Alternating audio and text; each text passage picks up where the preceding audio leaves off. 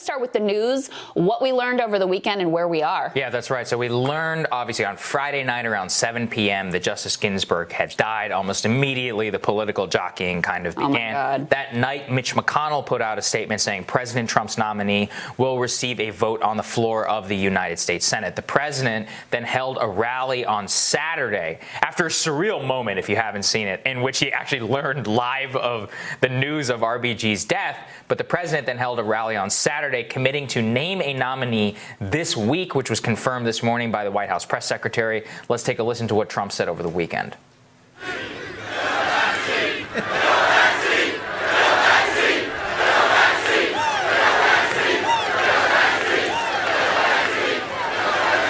So we will uphold equal justice under the law for citizens of every race, color, religion, and creed.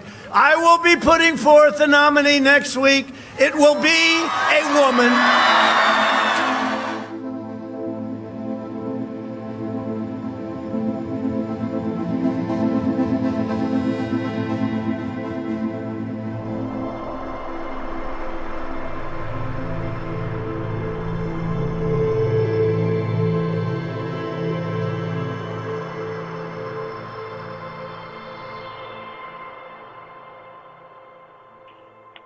The loss of Ruth Bader Ginsburg so close to the presidential election will undoubtedly quickly rise to the top of election issues alongside combating COVID-19, of course.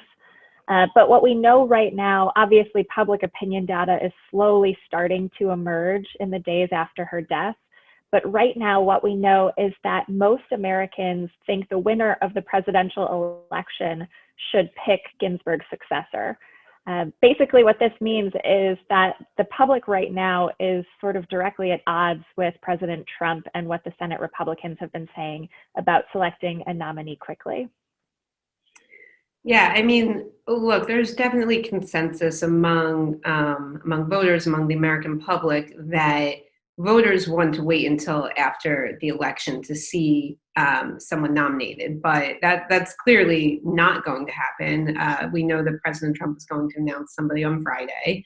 And, you know, the Democrats are somewhat limited with what they can do right now. There are options for 2021 based on the outcome of the election. You know, things have been thrown out in terms of if they do win control of the Senate, they can add 2 more Supreme Court justices to make the balance of the court more even. They can get rid of the filibuster. And there's even been talks about adding statehood for Puerto Rico and Washington, D.C. So, you know, they're considering their options, but right now, in terms of what they can do, they're somewhat limited unless another senator, in addition to Collins and Murkowski, were to say that they're not willing to come out and take this vote right now. Well, there's a number of close Senate races across the country right now. And I think that's why you're seeing some senators, particularly Susan Collins, who's in a tight race in Maine, coming out and saying that we should wait. Because again, the little bit of public opinion data that we have is telling us that most Americans want the winner of the election in November to pick the next Supreme Court nominee. So I think you are going to start seeing this. Actually, we've already started to see this come into play in terms of messaging in some of these tight races across the country. Now, I think it's unclear, though, sort of if this will give either party much of an advantage. Our new Reuters Ipsos poll shows that that doesn't seem to be the case. Americans are pretty split on whether this will help the Democrats or the Republicans, or if it will even have an impact. I think that's right. I think, you know, we've seen historically that court issues and nominating justices can rally conservatives. In this case, it's obviously going to be rallying people on the Democratic side as well. But I think in terms of the net impact that we'll see, I'm not sure there will be a drastic impact one way or another. And I know on the Democratic side, you know, in terms of what they're talking about and the issues they're focusing on, I mean, they're still not steering away from talking about Trump's handling of the coronavirus and, you know, Trump's desire to repeal the Affordable Care Act. at a time where there's a pandemic, and these issues are still going to be really important for the election. That's right. I think we need to keep in mind that, we're at a time where nearly 200,000 Americans have died.